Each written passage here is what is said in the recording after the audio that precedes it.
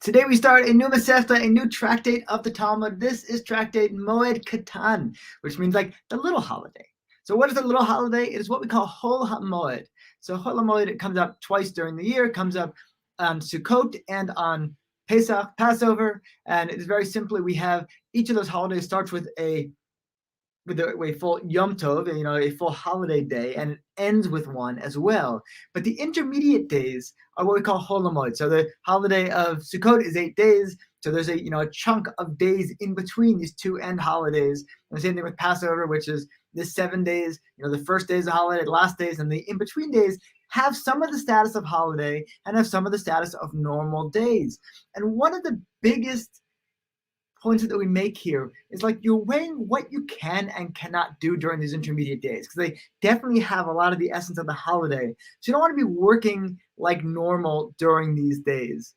But at the same time, they're not all holiday. They know we can't have like 8 consecutive days of a holiday when we can't do any work. So we're trying to balance what is the appropriate amount of stuff that we can and cannot do on Chol HaMoed. That's the whole, really what the entire tractate is about. And on Daf 2, we come up with one of the fundamental principles of that is that you're allowed to avoid loss. Allowed to avoid loss. What that actually means, we're going to get into more as the tractate goes on.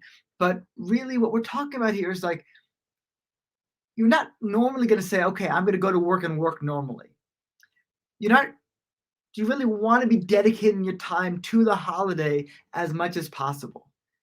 But say you've got something going on, a deal that you've been working on for a long time and a big prospect, and wow, this guy you're selling this property to is going to be, coming available during this week only, and if not, the entire thing is going to fall apart, and this entire 6 months of work is going to go down the drain. You have a lot of loss that you are potentially going to incur if you don't work during that week. Well, you might be able to step up and do work for that specific purpose during that week so that you don't have to take a giant loss. This is one of the overriding principles. And then, you know what? We really don't want to be doing too much of the work, but loss avoidance is a category that allows us to do a certain amount of work during these intermediate days, which you couldn't do on the first day or the last day. There the laws are very, very clear. Just see, it's more fungible here.